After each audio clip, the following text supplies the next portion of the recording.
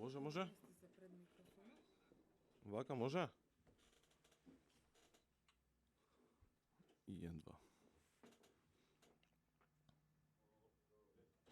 Кажи ми да одам од прилика 8 минути, да кажувам кратка пауза по 8 минути. Идеме со кратка пауза, само значи не Само реклами, не музика и Не, ништо, само кратка пауза. Може па само вие да после седнеме почнете. пошто ќе видам. И па намести го ме прв пат. Прв пат. Ајде. Добро вака. Да. Вас ви окей? Мислам дека ми е. Така? Се слуша? Само да нешто. Значи јас ќе одам, јас сама ќе си ја штелувам. Ти само ќе ми кажеш колку Чекај, уште Данчаре, време ми останува. чим се Или ќе снима? се договориме кога ќе кажам телефон? кратка пауза. Сега шо телефон? Еј, чекај да ги исклучиме, а? Сајда да влезем. Чекај. Имаш паперица. Еве тука си гледам. Добро. Од прилика. Чекај да ги ставиме на silent овие. А овој другиот ќе го исклучам. Не можеш сајлент, само. Не, тој ми зуе многу. Добро. Значи негде 10 до 1 треба да заврши. Ќе си го...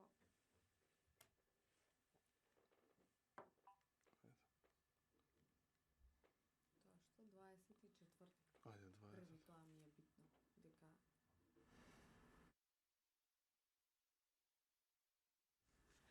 Домашните миленици се животни? Може?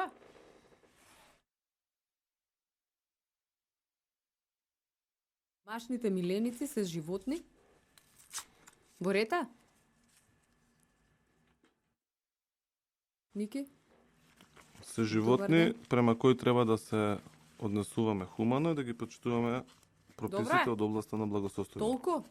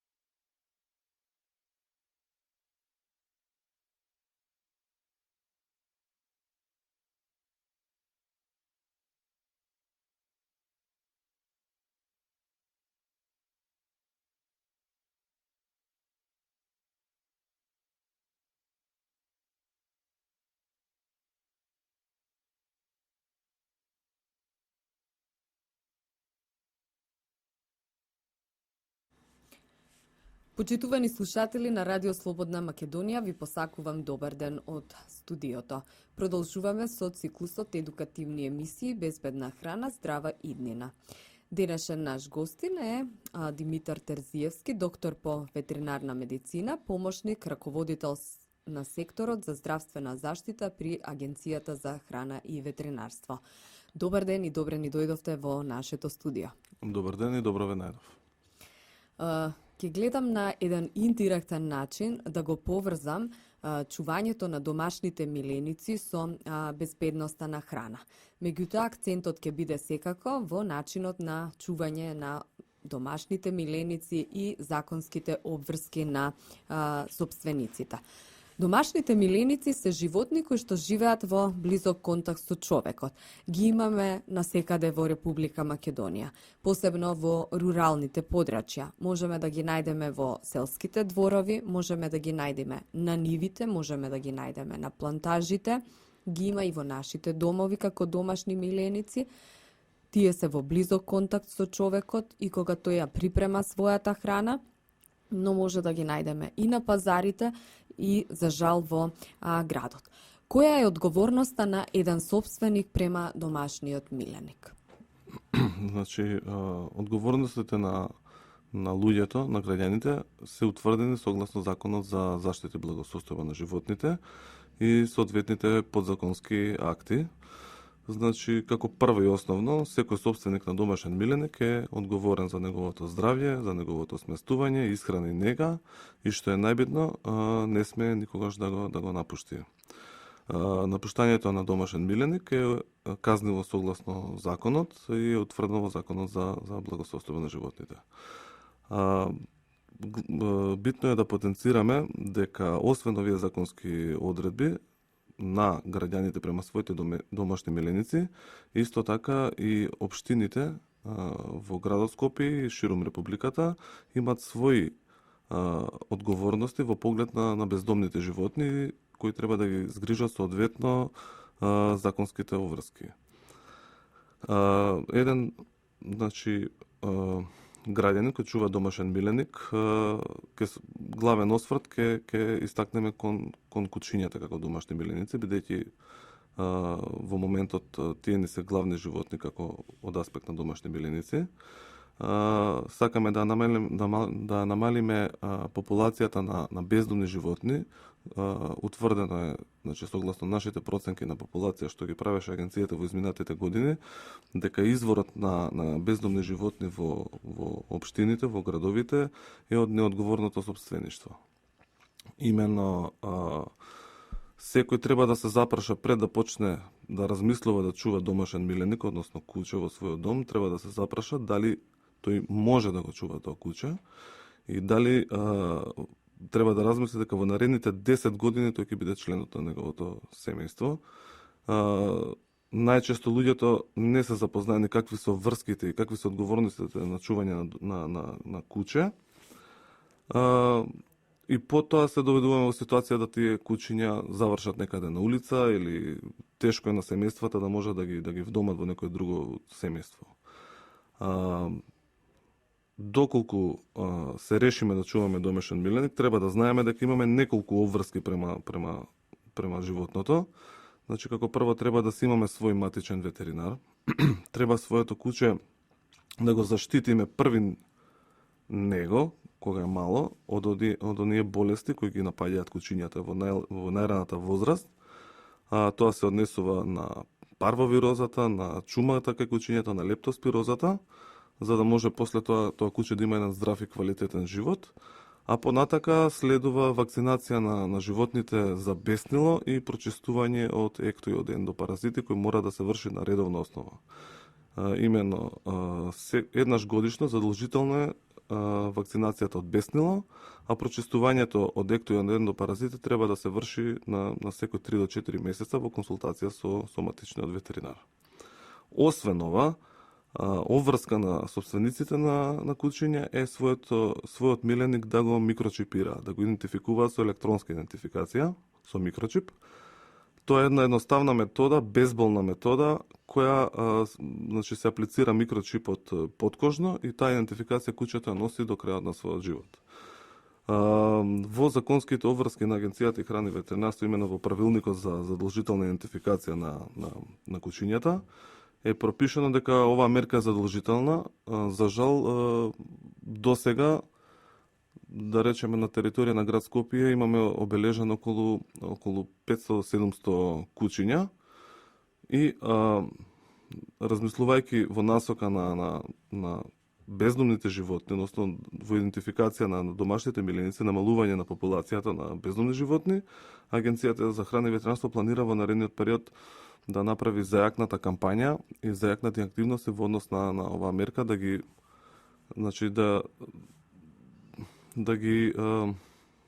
извести граѓаните, да ги иницира за тие да може да ги идентификуваат своите миленици. Кратка пауза. Добро. Време ни пратим.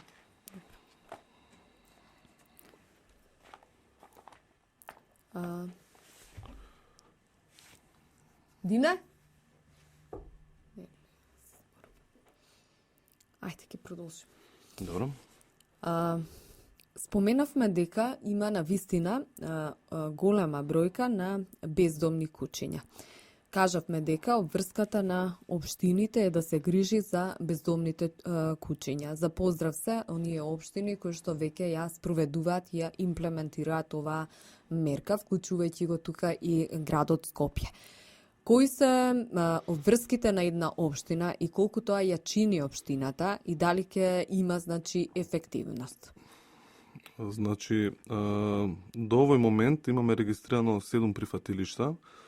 Врската за контролата на популација на бездомните кучиња е на општината, општините во градот Скопје, односно градот Скопје. Во моментот имаме регистрирано, како што реков, 7 прифатилишта и нивната обврска е да направат соодветна контрола на популација на животните. Главна метода во законот, пропишана метода е залови, стерилизира, вакцинира и врати.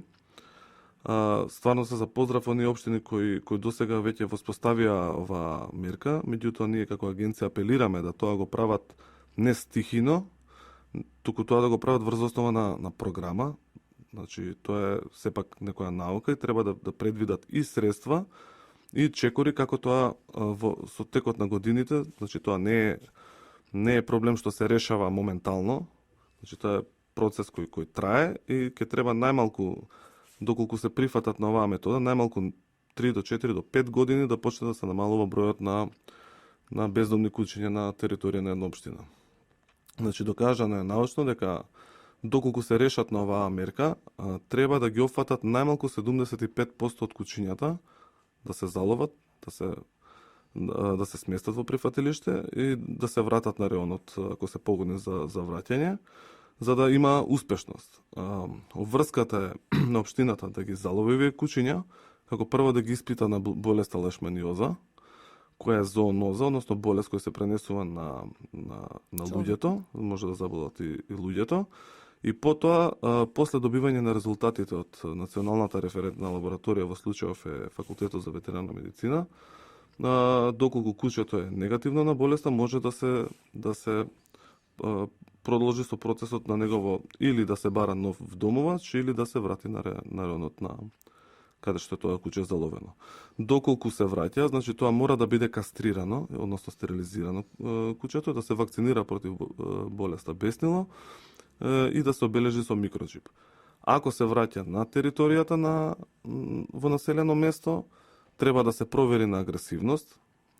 Тоа се вика тест за социализација. Во наредниот период, значи во фаза на подготовка се правилници каде ќе се утврдува начинот и постапката како ќе се овластуваат лицата кои ќе вршат тест за социализација и самиот процес.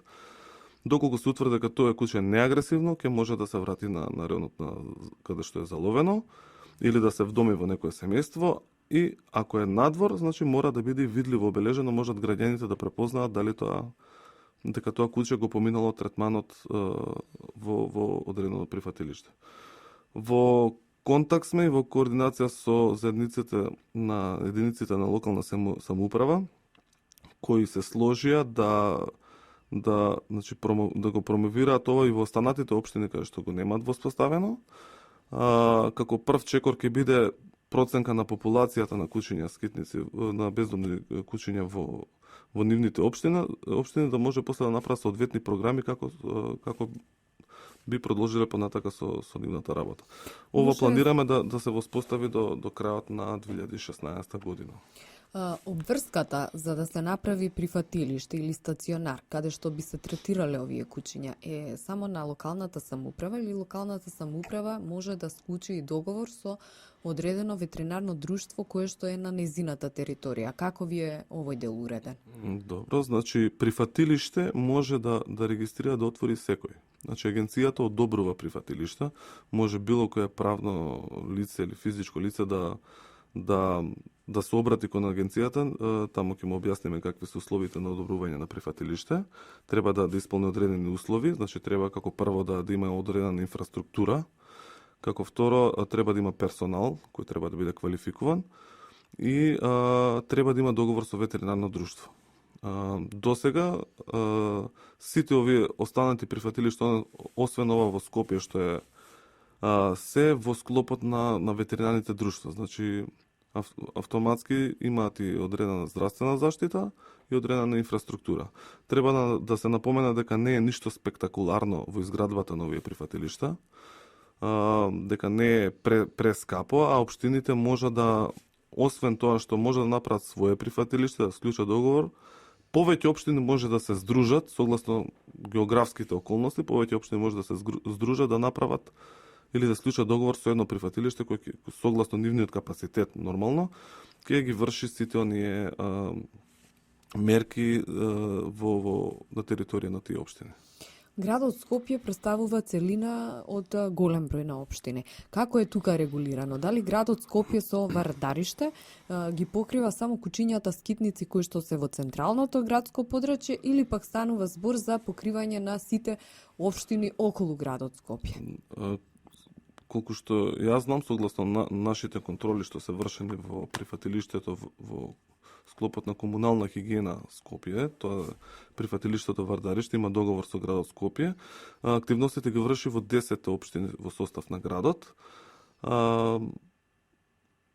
Согласно нашата проценка на популација, ние како агенција во соработка со Кралското здружение за заштита на животните од Велика Британија направивме една проценка на популација во 2010 година и утврдивме дека на територија на град Скопје има отприлика средната бројка беше отприлика 2500 кучиња, со тоа што долната граница беше 2000, а горната граница 4000 кучиња.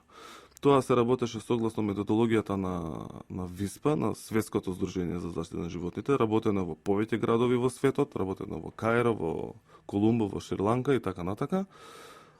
И добар метод е за утврдување, значи, на една груба бројка за колку кучиња гравитираат на територија на една општина, односно на еден град.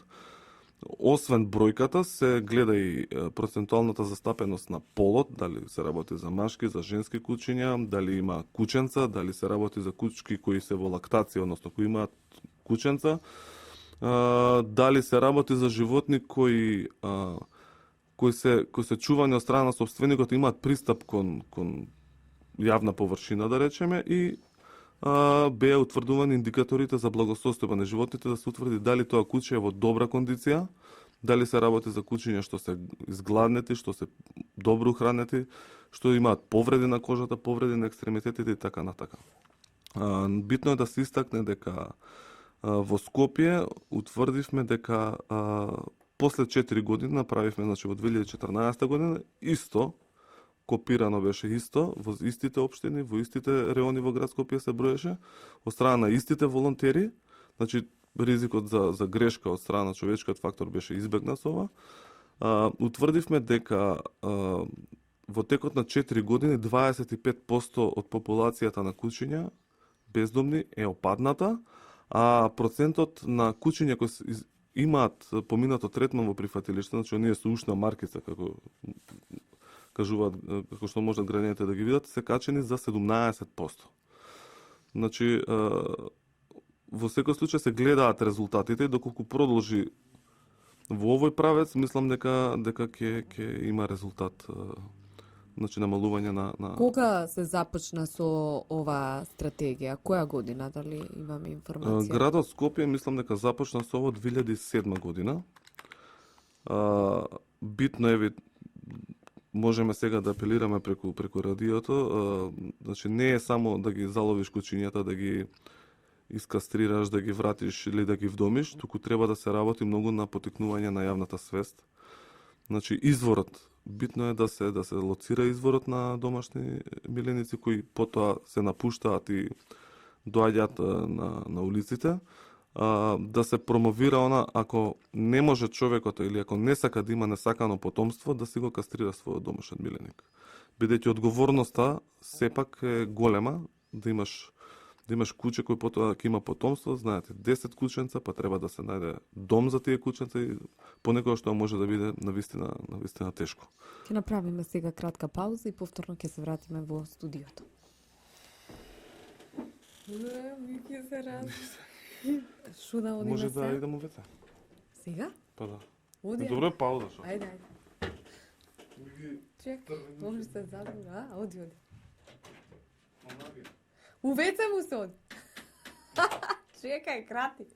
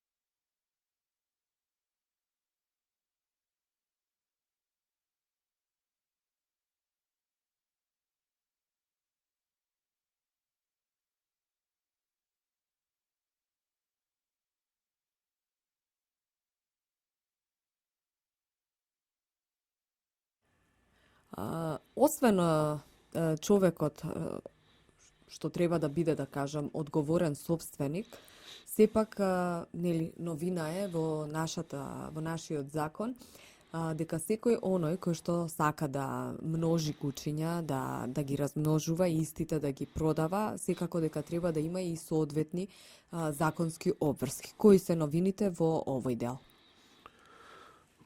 Значи, битно е да се истакне дека согласно законот, односно кога се изготвуваше законот, идентификувавме три групи на луѓе, односно организации кои може да се занимаваат со оваа област. Како прво, секој собственик на животно, односно на женка, има обврска. Значи, обврска е да го пријават леглото во своето ветеринарно друштво, односно да ги идентификуваат лицата каде тие ќе ги вдомат своите домашни миленици. Второ е, Агенцијата за храна и ветеринарство во фаза на подготовка на правилник кој во брзо време ќе стапи на сила. Ќе се однесува на одледувачниците на домашни миленици и на продавниците на домашни миленици. Секој оној кој има две репродуктивно способни женки кој држи ќе се смета за одледувачница и тој обврските ќе биде само да се регистрира, односно многу едноставно ќе треба да се регистрира, ние да го идентификуваме и да го внесеме во ветеринарно информативниот систем дека постои како таков. Кога ќе ги вдомува домашните своите кучиња, да речеме, кученца, ќе мора да ги пријави, исто да ги идентификува во ветеринарното друштво со кое му е надлежно. Продавниците за домашни миленици, освен ова, ќе треба да имаат одредена опрема и простории за држење на домашни миленици. Мислам дека горе-долу сите ги исполнуваат овие услови, меѓутоа, согласно правилникот, Агенцијата за храна и ветеринарство, преку официјален ветеринар, во постапката на регистрација нема да биде тоа одобрување на продавници за домашни миленици како прво, значи исто ќе се регистрираат, само ќе мора да се направи увид на лице место, да се види какви услови имаат во своите продавници. Се со една цел, секако дека преку заштита на кучињата пред се, нели, како домашни миленици, го штитиме и собственото здравје. Колку чини, да кажам, нели, вакцината за беснило и за да еден собственик на куче изврши прочистување од внатрешните и надворешни паразити? Цените се утврдени согласно и одлуката на Агенцијата за храна и ветеринарство и согласно Ветеринарната комора на Република Македонија. Значи, сите ветеринарни друштва членуваат во оваа комора. Не можам сега точно да кажам, од прилика, мислам дека вакцинацијата за беснило околу 500 денари, заедно со идентификацијата, односно со микрочипирањето, од прилика околу 1000 денари. Треба да се напомене дека идентификацијата е еднократна и се плаќа еднаш.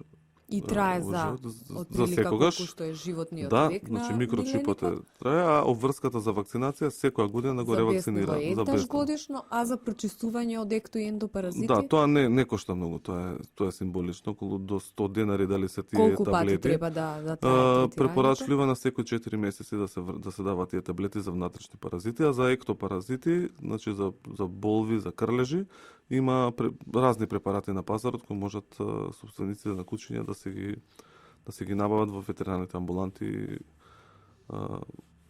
како што е нивниот избор нормално.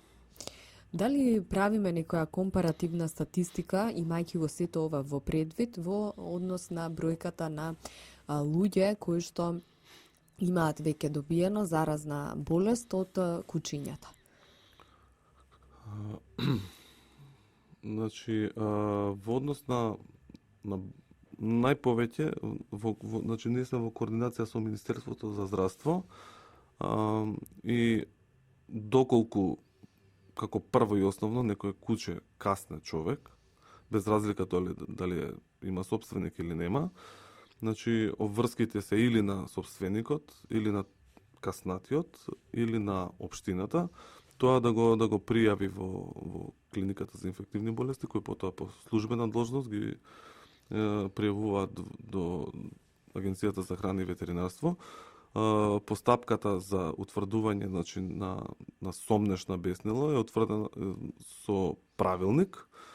Значи, куќето мора да се стави во карантин 15 дена, да се врши негова обсервација, се прегледува 0 ден, 7 ден и 15 ден. Која врши Ја контролата? врши ветеринарот под надзор, значи ветеринарниот лекар под надзор на официјалниот ветеринар, под надзор на ветеринарниот инспектор.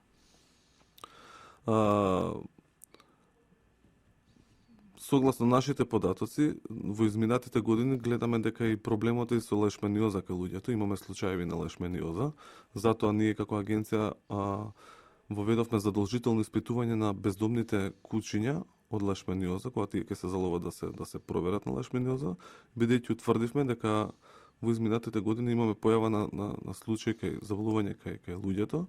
Таа е една опасна болест, значи која може, доколку не се лекува, и фатално да заврши.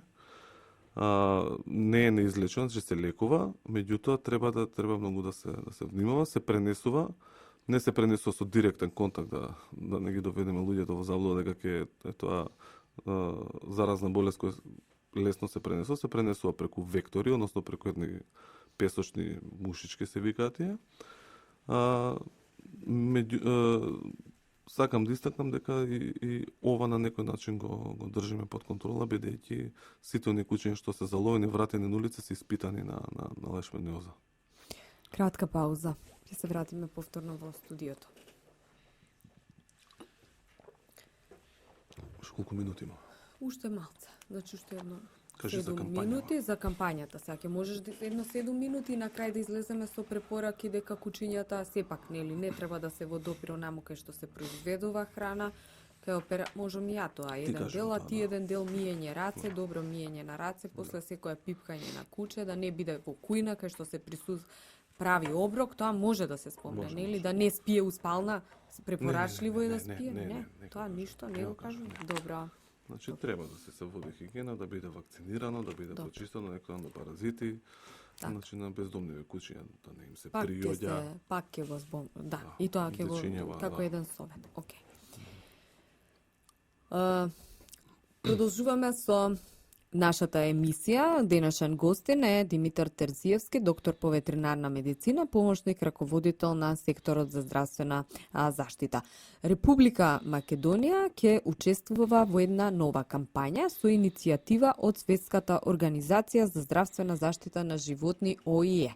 Може ли повеќе да слушнеме за овој нов проект? Како што истакнавте, Светската организација за здравствена заштита на животните ОИЕ, каде е членка и Република Македонија, односно сите земји кои членуваат во Обединетите нации членки на оваа организација, таа е глобална, се однесува на целиот свет. Има иницијатива од пред неколку години, се посвети на бездомните животни, контролата на популацијата на бездомните животни во земјите од Западен Балкан. Се уведе дека проблемот во овие земји не е ист како тие земјите од Западна Европа и дека вистински имаме проблем земји што сме во Западен Балкан и се решија да поттикнат една програма, односно уедначена стратегија за поттикнување на јавната свест. Решено е, значи, тоа да биде во сите земји од Западен Балкан, тргнувајќи од Хрватска, Босна, Србија, Бугарија, Македонија, Косово, Албанија, Грција и Турција. Ќе биде уедначена, ќе биде иста. Целта е промоција на одговорното сопствеништво. Во ова се вклучува и регионалниот центар за благосостојба на животните со седиште во Ветеринарскиот институт во Загреб, каде што сме членки и ние, членува и Република Македонија, имаме 20 представници, кои ќе бидат на некој начин финансери на оваа кампања. Целта е да се ќе има печатени материјали, ќе има радиоспотови, ќе има лифлети за оние потенцијални прашалници за оние потенцијални држатели на Куќи. нови на куќиња и ќе има совети за граѓаните како да бидат одговорни собственици. И секако за крајот на емисијата ќе може ли повторно да ги повториме препораките до нашите слушатели. Овој пат емисијата ја посветивме на собствениците и нивната одговорност во одгледување на домашни миленици пред се куќиња, со оглед дека бројката на бездомни куќиња во Република Македонија за жал не е мала. Република Македонија и Агенцијата за храна и ветеринарство прават макотрпни напори да таа бројка се намали и се донесе или доведе на прифатливо ниво. Зошто ја избрав самата тема, за да ја поврзам со циклусот едукативни емисии Безбедна храна, здрава иднина, затоа што и куќињата представуваат еден вид на вектори или носители на голем број заразни заболувања кои што можат да се пренесат многу лесно на човекот. Од тука би сакала и нашиот гостин Димитар да изнесе своји препораки до слушателите на Радио Слободна Македонија во неколку поенти. Димитар, повели. Значи, да повториме повторно дека секој собственик на домашен миленик е одговорен за неговото здравје, за неговото сместување, за исхраната и негата и никако не сме да го напушти. Апелираме редовно да ги вакцинираат своите домашни миленици против болестите кои ги наведовме, значи тие болести што се пренесуваат да се заштитат самите куќи, меѓутоа да ги вакцинираат од болеста беснило, која е главна болест во аспект на пренесување од куќињата на луѓето. Исто така да ги заштитат животните од крлежи и болви, односно тие ектопаразити, како и од ендопаразити. Знаеме дека во народот позната кучешка тенија дека се може да се пренесе од куќето на човекот.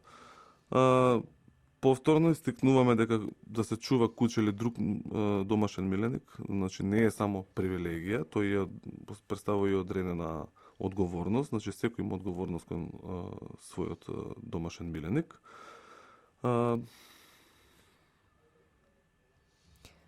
За крај, секој оној кој што е, одговорен собственик, дава инпут во синџирот на здравјето на човекот. Да.